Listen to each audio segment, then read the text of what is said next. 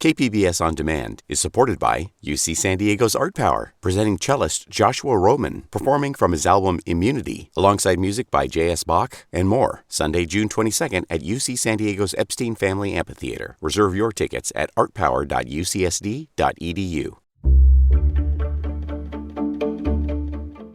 Good morning. I'm Annika Colbert.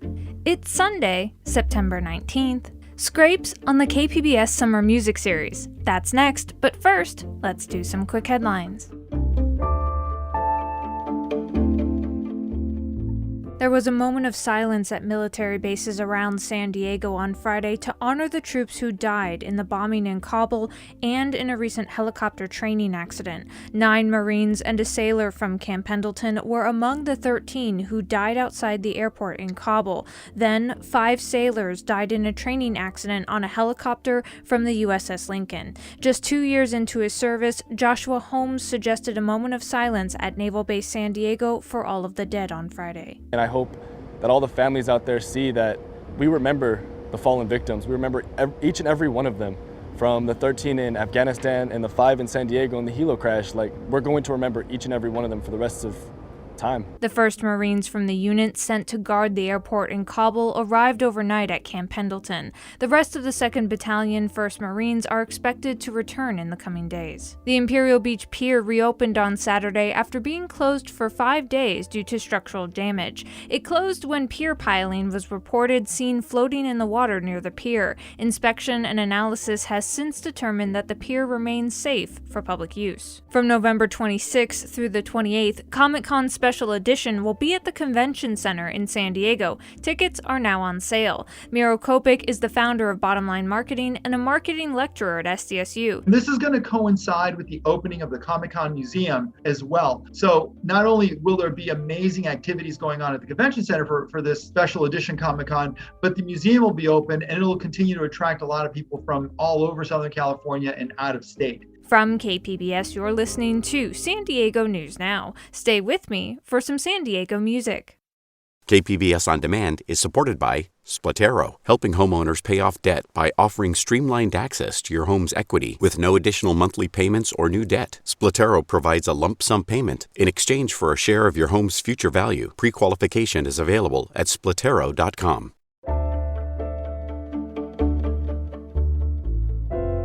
Raw expression and artistic freedom is rare in this world where everything from music to social media is monetized, and music, untouched by the gears of capitalism, left to its purest form of creativity, is hard to find.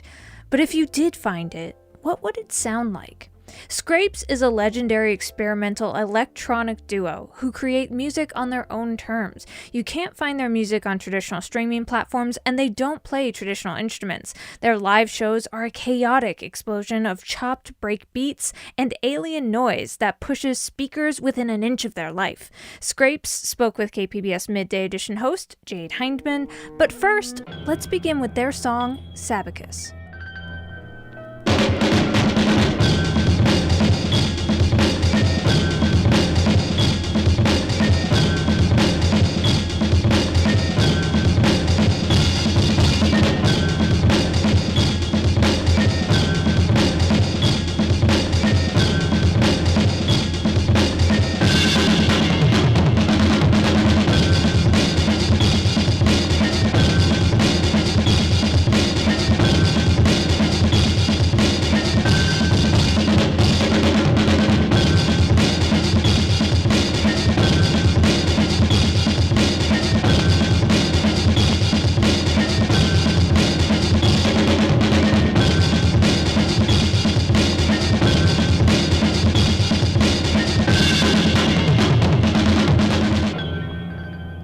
Definitely hear the jazz behind the chaos there.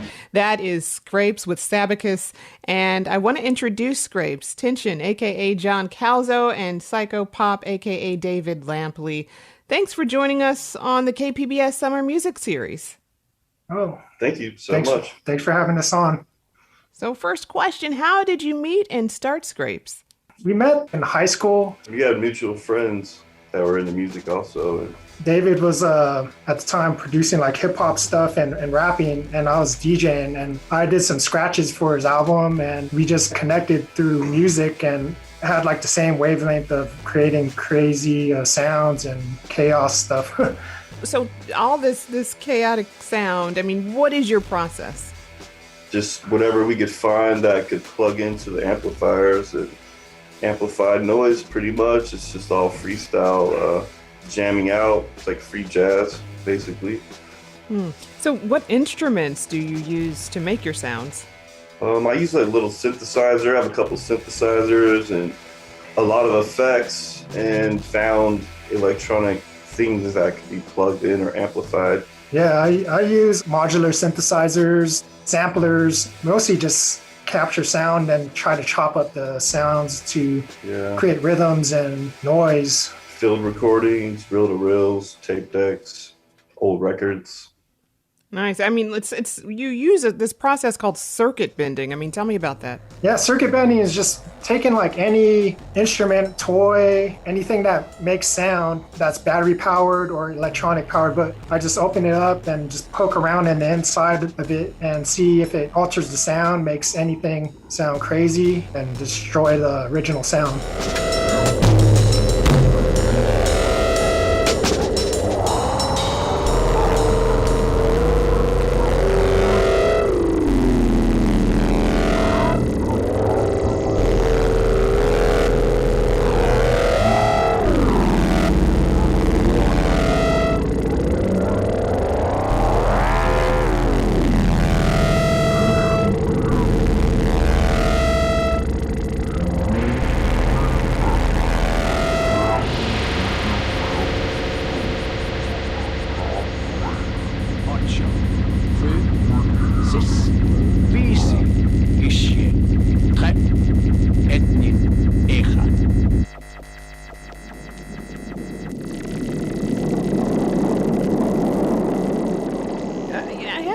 What are your live shows like?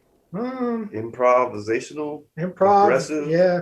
Sometimes like some people don't understand it, just because we're just going up there, just feeding off of the day, the surroundings, the show. Yeah. Usually it's just like a big wall of sound going on the whole time. Yeah. It's just like, we just make a wall of sound until something breaks through, then we go off of it. Our friend Sumaj, this guy Ganja Sufi, he always says it's like scaring someone and then giving a hug and telling me it's all right, then pushing him off you, and then like making him laugh, then you're like friends after the show. I don't know, all sorts of different feelings, I guess. What are your roles? What specific instruments do you play? What sounds are each of you responsible for? Me, I do all the percussion duties and some of the ambient noise stuff going on. I mostly just use my modular system for that. And Psychopop, David uses his synth keyboards. So it's mostly just like drums and synth the whole time. Like a lot of bass sounds on there. And very minimal, but like it sounds heavy.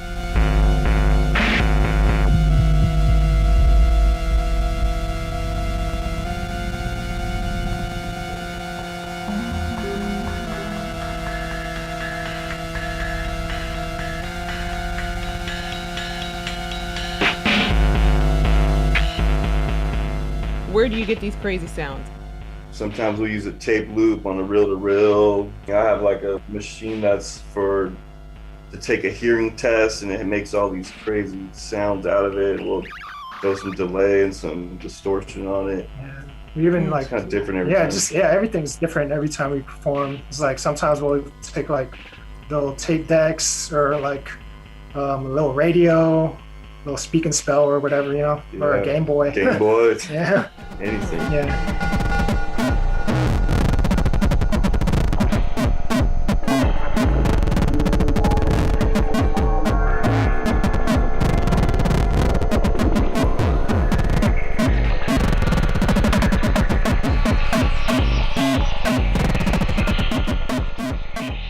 Man, so how do people respond to your music? I think people were scared at first, but it seems like people through the years got the idea we're trying to do, and hopefully they're feeling it. But it's all right if they don't. Yeah, That's just what we do. Yeah, we just have fun every time we Yeah. play. Yeah, so We play shows and we don't even look up. Like we look up and we'll mess up because we're just like in the zone. So how does that work? How does the sound man, he doesn't even get it, right? The sound guy probably hates us. Usually they don't get it. So we used to just bring our own sound because they'd always turn us down and we're turning up and they think we're going to burn the sound system out. Yeah. But we just bring our own. So if we break it, I'm not mad. I'm like, I feel like I won or something if I burn the speaker out. We played a show one time. We knocked the lights out of the ceiling. Oh my gosh.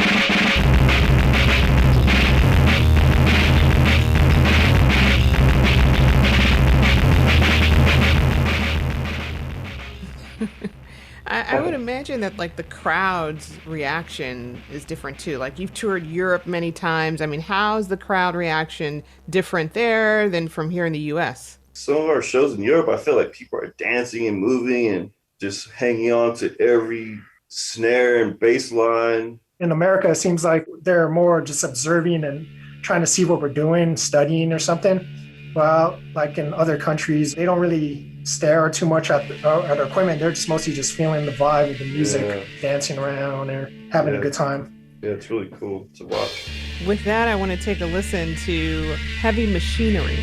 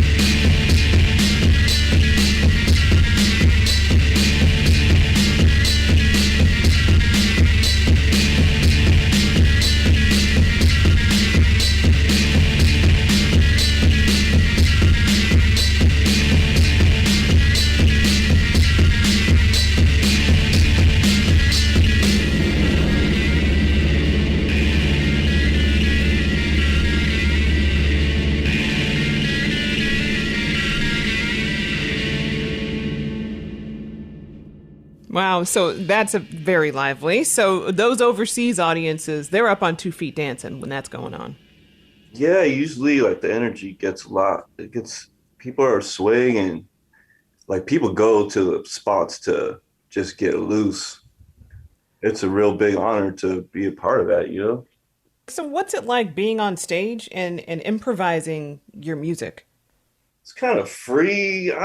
Maybe there's a little bit of pressure, but we don't really have an expectation. We just want to get loud and kind of abrasive and hear some heavy drums. And we're just kind of locked in the zone. And if people are feeling it, that's like really special. But if people walk away, it's cool. It's not for everybody. Yeah. As long as the sound system sounds good, we'll have a good time on stage. Yeah, exactly. That's all that counts. Yeah. Yeah. Because I mean, cause it's not like you've practiced, I mean, this is just like, it's raw when you're up on stage. And so how much does the audience's reaction impact you? Oh yeah. If the audience is really feeling it, then it's like we can't stop playing. Yeah. When everything's going perfect and the audience is like, the energy's so high that we could just like pause and everyone will pause and then we'll start playing again. It's just having that control it feels like crazy having that control of the energy. Feels like, we just become like one with the audience. With your do-it-yourself approach and the way you create music and the moment and never repeat the same thing, what is it about that as an artist that's really just kept you going for over 2 decades? I guess it just never gets old. There's always something like a different rhythm or. We also like create like our own records, lathe cut records. So we also just try to find new ways of designing those records too, whether it's like homemade picture disc records or like weird shapes.